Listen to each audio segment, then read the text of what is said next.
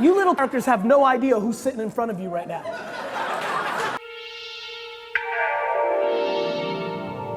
What I'm gonna do is kind of give you guys a little bit about my background, spit a couple things that are on my mind that I think might be valuable for your life, and then hopefully maybe even do a little bit of Q&A with you guys, because I think that matters as well. So it's really fun to be here because when I think back to my childhood and school in general, I have a really interesting relationship with school because I was an atrociously bad student, right? My whole life I got D's and F's, right? And so I'm not so sure how well of an opening line that is for the mentors and everybody else, but I think it's super important for you to hear where I'm going with this. It doesn't mean that you should go and get D's and F's and things of that nature, but what I'm gonna speak to you about is where I come from, what got me to where I am today, and that's not predicated on how successful I am financially or reputation-wise.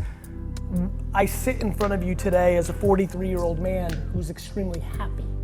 And happiness to me needs to become the thing that everybody tries to achieve, whether they're sitting here or they're sitting back there, even though they're much further along. So I was born in the former Soviet Union. I was born in a small country called Belarus, which was part of the Soviet Union, near Russia and that part of the world, near Poland. I came to America when I was 3.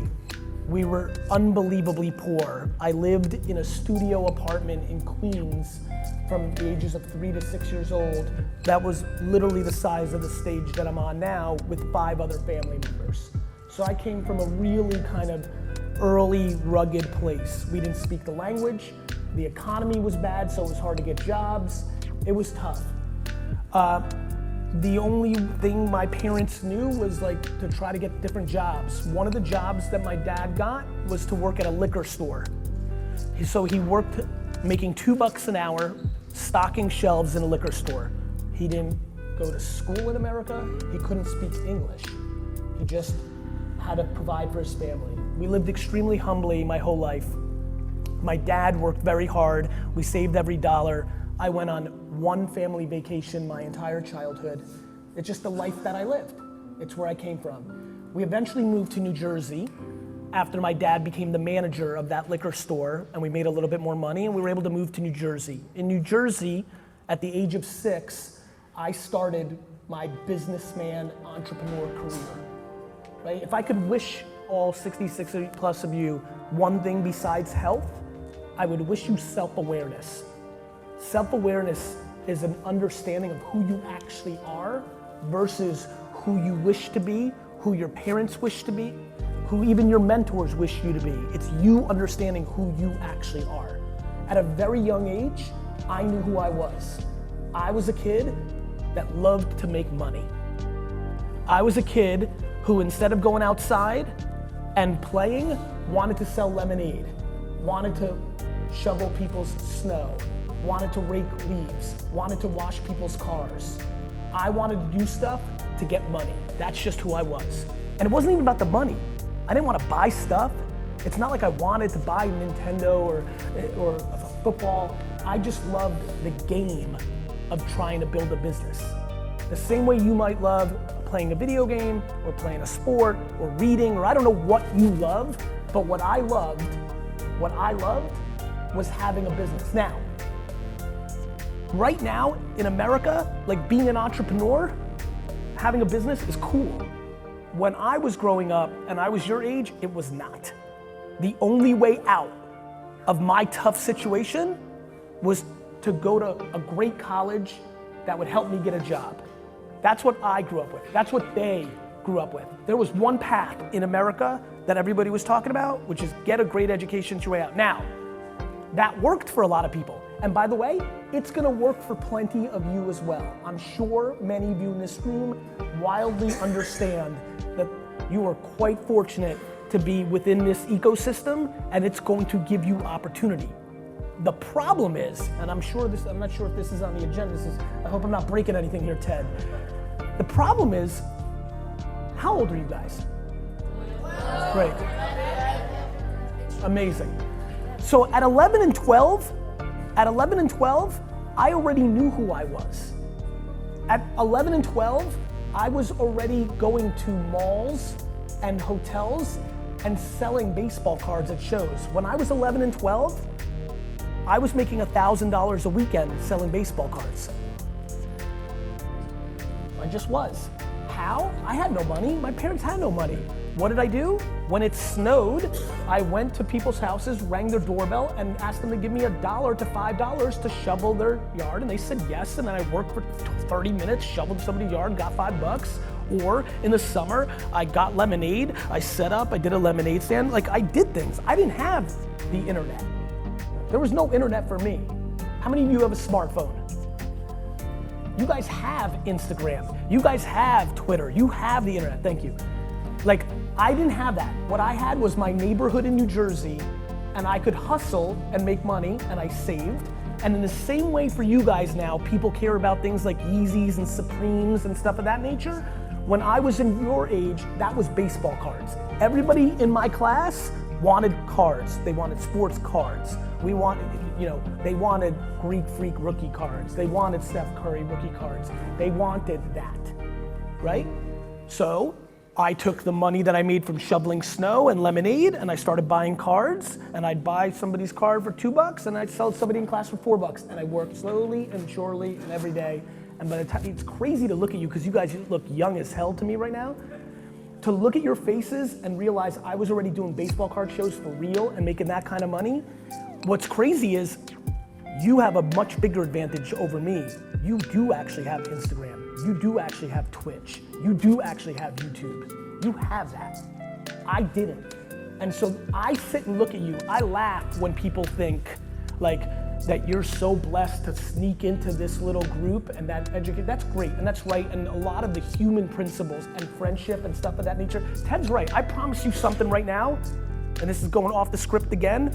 You actually having a friendship with the kid to the left and right of you is gonna matter a hell of a lot more when you're older than the reading level you're at, or if you learn calculus eventually. That's just life. That's how I see life. Now, that's for me, because I was self-aware, because I wasn't a good student, and because that's what I was. Some of you may be geniuses in science. You may fall in love with reading because you never did it before. That's you. You need to be you. But let me tell you this, the hardest thing at this age is to be you and not let other people's voices into your head to factor into who you should be. The hardest thing right now is to not do what you love because it's not cool or nobody else likes it or rolls with it. That's the hardest thing. It's hard at this age to love kites or to love surfing or to love reading when it's not cool. It's easy to love Supremes and LeBron. Everybody loves Supremes and LeBron. I don't like LeBron that much either. But let me say this, and let me say it very clear to all of you. You are living in the greatest era to be alive of any human being ever, because you have the power of the world in your pocket. And you don't know that because you've never known no different. You don't know a world without an internet. The fact that you can start an Instagram account tomorrow about any subject, about anything, and a year from now, people are willing to pay you $500 to post a picture on that account, blows my mind. And if that's in you and you love that, you need to take that very, very seriously. It just is. People are you're gonna hear messages from where you live and in this class, and they're gonna come in both different places about how fortunate you are to hear and how tough you have it there. And the reality is, honestly, in my heart, I just genuinely don't think those things matter as much as everybody else in this room does. I think what matters the most is that you have the internet. And regardless of where you're from or how it's supposed to play out, every teacher in my life told me I was gonna be a loser. Straight up. It's just the truth. And by the way, I'm not mad at them. It was the 80s, we didn't have to be that politically correct back then. And when you get bad grades, that's what your teacher thinks. But inside myself, I always knew that wasn't true. I knew what I liked. The reason I had a very happy school career is peer pressure never penetrated my dome. I always knew who I was gonna be. I didn't care what was cool or not cool at the time. I just knew that I was gonna do my thing because I loved it.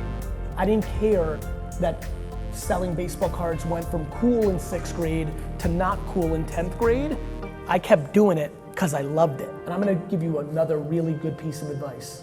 All those voices that tell you no, can't, not as good, whether that's your aunt, your neighbor, your older sibling, or even your parents, they're wrong. Life's about yes.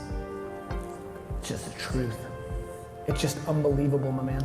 It's just unbelievable how much opportunity you guys are gonna have the rest of your life. It's just unbelievable. It makes no sense. Boys that look like you in the 80s, lost. Boys that look like you in the 2020s are gonna win. Because the generation I grew up with and they grew up with, the system wasn't as good for us that grew up with nothing. The next generation, because of the internet, the system is benefiting the people that know what it's like to struggle or fight. It's hurting the people that are entitled and are soft and have it easy. You guys have a blessing in your circumstance, and I don't think people are telling you the truth about how big the blessing is and how big the opportunity is. That's my truth. That's what I think is happening. I think that you need to start communicating to the world about the things you're interested in. The reason most of you haven't started an Instagram account or put out more content is because you're worried about what other people think, or if you don't get enough likes, or all that other crap that everybody worries about. It's called insecurity. You actually worry about what the other person sitting next to you thinks. I understand it, I respect it. 99% of people live life that way. But the reality is, the quicker you figure out how not to factor that in, is the quicker you're gonna get real happy real fast.